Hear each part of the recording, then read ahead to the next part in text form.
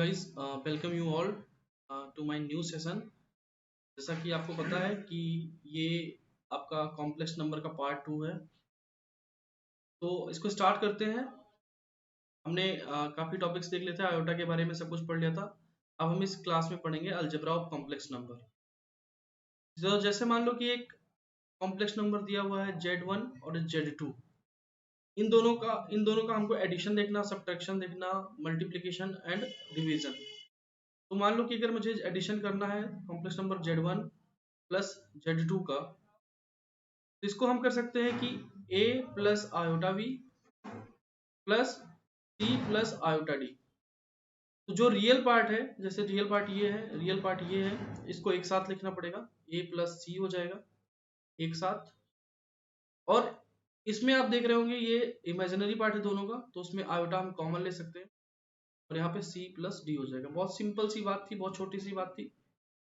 Similarly subtraction में जैसे Z1 minus आप Z2 करना चाहते हैं, तो इसमें a प्लस आयोटा b को आप ऐसे लिखना है minus c plus iota d।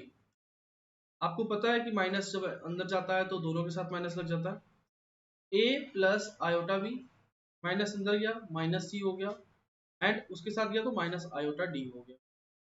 यहाँ पे हम देख सकते हैं कि रियल पार्ट को रियल पार्ट के साथ और इमेजिनरी पार्ट को इमेजिनरी पार्ट के साथ a माइनस c हो गया, और इधर आप देखेंगे आपका आयोटा कॉमन लेके तो ये b माइनस डी। तो ये हो गया आपका सब्ट्रैक्शन। जैसे कि आप देख रहे हैं रियल पार्ट से घट गया और इमेजिनरी पार्ट से घट गया। तो ये था आपका कॉम्प्लेक्स नंबर का एडिशन एंड सब्ट्रैक्शन। अब हम देखते हैं मल्टीप्लिकेशन। मान लो आपके पास कोई नंबर है Z1 जो हमने एज्यूम किया था, और a प्लस आयोटा b, और Z2 जो था आपका c प्लस आयोटा d। अब इन दोनों को हमें मल्टीप्लाई करना है मतलब Z1 इंटू Z2 निकालना है। इसका मतलब हो गया कि आप a plus iota b into c plus iota d ये आप करना चाहते हैं, तो इसको ओपन कर लीजिए। a को c के साथ मल्टीप्लाई करेंगे, फिर a को d के साथ मल्टीप्लाई करेंगे और आयोटा साथ में लिखेंगे। ऐसे ही आयोटा b को c के साथ करेंगे plus iota square b into D करेंगे। आप सबको पता है, इसको अगर हम थोड़ा सा ओवर सिंप्लीफाई करें तो ac प्लस ad। तो यहाँ पे हमने आयोटा कॉमन अगर इसमें ले लेते हैं इन दोनों में, तो ये क्या बन जाएगा ad into B C into iota, और ये आयोटा स्क्वायर आपको पता है -1 के बराबर होता है, तो ये b इंटू डी बन जाएगा। दैट मीन्स कि ac माइनस बी डी ये आपका रियल पार्ट आ गया, plus ad plus bc that is imaginary part. This is your imaginary part and this is your real part. This is real part of z1 into z2 and this is imaginary part of z1 into z2। ये आपका हो गया multiplication. Similarly अगर हम division की बात करें z1 upon z2, जैसे ये आपका दिया हुआ है, तो इसमें क्या होता है कि आपको जैसे ये प्लस आयोटा भी लिखा हुआ है और c प्लस आयोटा डी लिखा हुआ होता है, तो इसको सॉल्व करने के लिए हम आगे देखते हैं। इसका सॉल्यूशन जो होता है प्रमेयीकरण से होता है, that is rationalisation.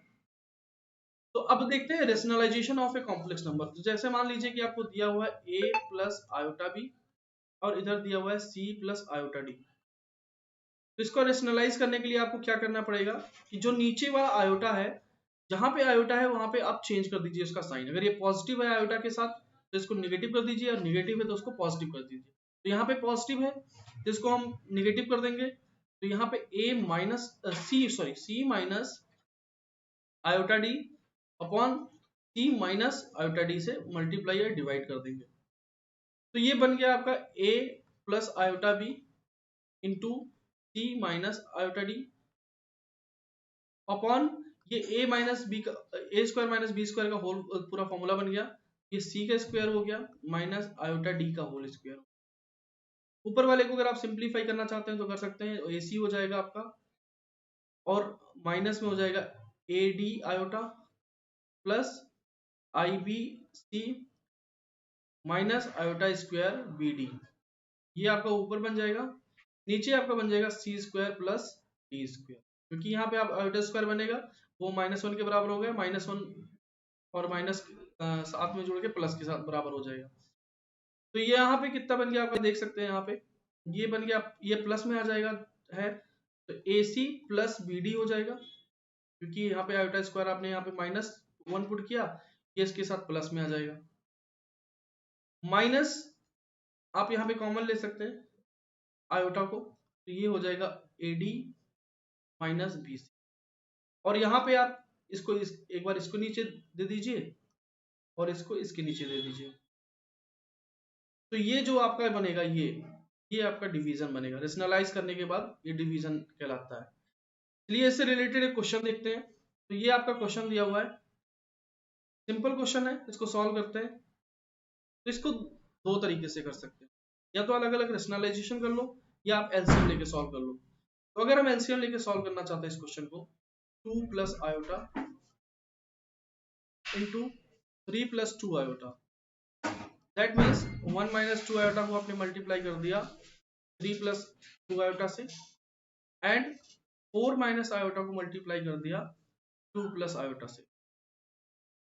That means आप इसको एक बार मल्टीप्लाई कर दीजिए, तो ये हो गया आपका 3 प्लस 2 आयोटा, एंड ये हो गया 6 आयोटा माइनस 4 आयोटा, तो इसको भी कर दीजिए 8 plus 4 iota minus 2 iota, and that is iota square. यहाँ पे 2 आयोटा क्या था आपने, यहाँ पे स्क्वायर होगा। अब नीचे भी आप मल्टीप्लाई करके देख लीजिए, तो 2 6 plus 4 iota and 3 iota plus 2 iota square, इन सबको सॉल्व कर लेते हैं। तो ये 3 और ये आपका हो जाएगा प्लस में 4 और ये आपका हो जाएगा प्लस में 1।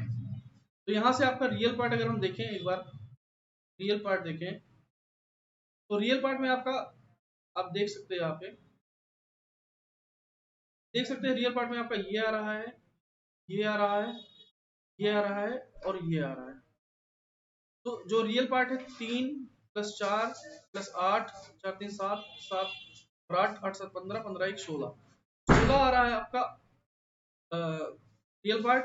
और आप इस बार इसको जोड़िए, 2 प्लस -6 -4 के बराबर, यहाँ -4 4 के बराबर, ये कैंसिल आउट हो जाएगा, ये इसके साथ ये तीनों कैंसिल हो गया, तो यहाँ पे बचा सिर्फ और सिर्फ -2 आयोटा। नीचे आप सॉल्व करके देख सकते हैं, 6 प्लस 4 आयोटा, यहाँ पे आपका आयोटा स्क्वायर 6 प्लस, तो यहाँ पे ये आपका माइनस में हो जाएगा, तो 6 माइनस 2, और आप यहाँ पे सॉल्व करेंगे तो 7 आयोटा के बराबर। आप इसको जरा सॉल्व करिए, 16 minus 2 iota upon 4 plus 7 iota.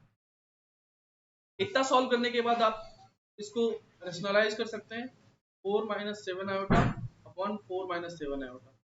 इसको सॉल्व करेंगे तो 16 प्लस 49 हो जाएगा नीचे, और इसको सॉल्व करेंगे आप, तो आप इसको सॉल्व करके यहाँ पे लिख सकते हैं नेक्स्ट स्लाइड में। तो आप इसको अगर फर्दर सॉल्व करेंगे, तो फर्दर सॉल्व करके इसका जो आंसर होगा ये आ जाएगा 65 नीचे, और ऊपर की तरफ आ जाएगा आपका ऊपर जो आंसर आएगा वो आएगा 120 जो है आपका इधर आ जाएगा, दैट मीन्स आपका 50 minus 120 iota, that is your final answer. और इसमें आप क्या कर सकते हैं कि 50 को 65 के नीचे, और एक बार 120 को 65 के नीचे, तो यही आपको इसको सिंप्लीफाई कर लीजिए और यही आपका आंसर आ जाएगा। तो आप देख सकते हैं कि आप इस क्वेश्चन को कैसे सॉल्व कर सकते थे। पहले इसमें आपको एलसीएम लेना पड़ा, फिर आपको रेशनलाइजेशन बाद में करना पड़ा, तो यही है इसका प्रॉफिट, आप रेशनलाइज करके इसको सॉल्व कर सकते हैं। चलते हैं नेक्स्ट कंसेप्ट पे। अब हम बात करते हैं इक्वालिटी ऑफ कॉम्प्लेक्स नंबर। अगर हम इक्वालिटी ऑफ कॉम्प्लेक्स नंबर की बात करेंगे, तो जैसे मान लीजिए ये दिया हुआ है Z1 जो है आपका दिया हुआ है A1 plus iota B, Z2 दिया हुआ है। ये इक्वलिटी का मतलब Z1 को हमें इक्वल करना है Z2 के। ये कब इक्वल होगा, जब a1 iota b b1 equals to होगा a2 प्लस आयोटा b2 की।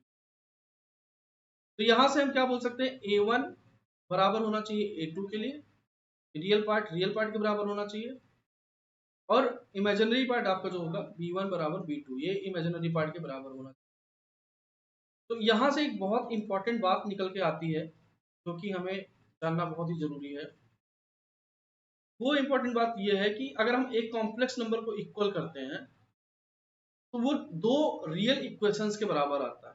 दैट मीन्स कि अगर एक कॉम्प्लेक्स नंबर, जैसे हमने यहाँ इक्वल किया, एक दो कॉम्प्लेक्स नंबर के लिए एक इक्वेशन बनाया, दो कॉम्प्लेक्स नंबर के इक्वेशन, एक कॉम्प्लेक्स नंबर के इक्वेशन को अगर हमने इक्वल किया तो हमारे पास दो real equation, equation number first and equation number second, ये दो रियल इक्वेशन बन के आपके पास आई, दो रियल इक्वेशन बन। तो इस चीज का हेल्प लेके हम बहुत सारे क्वेश्चंस को सॉल्व करने वाले हैं। उसमें से एक देखते हैं कि कैसे ये होता है। यहाँ पे ये क्वेश्चन दिया हुआ है, ये क्वेश्चन आप सॉल्व कर सकते हैं। कैसे सॉल्व होगा, यहाँ पे एक मैट्रिक्स डिटर्मिनेंट्स दिया हुआ है और इसको हमें सॉल्व करना पड़ेगा और इसको इक्वल करना पड़ेगा। तो सबसे पहले 6 आयोटा को लिया तो आप ये और ये छोड़ेंगे तो ये 3 आयोटा स्क्वायर प्लस 3, ये हो गया। माइनस से माइनस लेंगे तो प्लस 3 आयोटा हो जाएगा यहाँ पे, और इसको लिया तो ये 4 आयोटा माइनस 20 प्लस में। सिमिलरली प्लस 1 लिया और यहाँ पे लेंगे 12 माइनस 20 इंटू 3 हो गया आपका 60 आयोटा, ये आपका हो गया। और ये पूरा बराबर है x प्लस आयोटा वाई के। इसमें x और y की वैल्यू फाइंड आउट करनी है हमको, x और y क्या क्या होगा हमारा। तो हमें पता है कि ये आयोटा स्क्वायर होता है और ये माइनस में आ जाएगा 1 और ये प्लस में आ जाएगा, तो ये वैल्यू पूरी कट के 0 आ गई, ये 0 आ गई। ये आपका अंदर मल्टीप्लाई करो तो ये 12 आयोटा स्क्वायर प्लस 60 आयोटा, और इसको जब आप करेंगे 1, ये 12 हो जाएगा और ये 60 आयोटा हो जाएगा। इसको सॉल्व करिए, ये माइनस 12, ये प्लस 60 आयोटा, ये प्लस 12, ये माइनस 60 आयोटा। 60 आयोटा से 60 आयोटा कट गया, 12 से 12 कट गया, आंसर आपका 0। तो इसको लिख सकते हैं 0 प्लस 0 आयोटा। दैट मीन्स आपकी जो x और y की वैल्यू चाहिए वो 0। तो इससे हमारा क्वेश्चन यहाँ पे सॉल्व हो गया। तो इस सेशन में हमने देख लिया कि आप अलजेब्रा कैसे निकालेंगे किसी भी कॉम्प्लेक्स नंबर का, अलजेब्रा कैसे निकालेंगे। दूसरा उसमें हमने देखा addition, multiplication, subtraction and division. फिर हमने पढ़ा रेशनलाइजेशन ऑफ कॉम्प्लेक्स नंबर। फिर हमने इस सेशन में पढ़ा है कि इक्वलिटी, हम कैसे इक्वल कैसे करेंगे रेशनल कॉम्प्लेक्स नंबर को। और हम जब इक्वल करते हैं तो एक कॉम्प्लेक्स नंबर को जब हम दूसरे कॉम्प्लेक्स नंबर से इक्वल करते हैं, एक इक्वेशन बनाते हैं कॉम्प्लेक्स नंबर, तो हमारे पास दो रियल इक्वेशन बन के आती है। रियल इक्वेशन a1 बराबर a2 एंड b1 बराबर b2, ये हमारी दो रियल इक्वेशन बन के आती थी। और फिर हमने ये क्वेश्चन किया सॉल्व। तो आज के लिए बस इतना ही। बाकी आपको नेक्स्ट पार्ट में आपको मिलेगा जो आपका अगला बचा हुआ पार्ट है। इसी तरीके से हम अपने सारे लेक्चर्स में पूरे कॉम्प्लेक्स नंबर को खत्म करेंगे।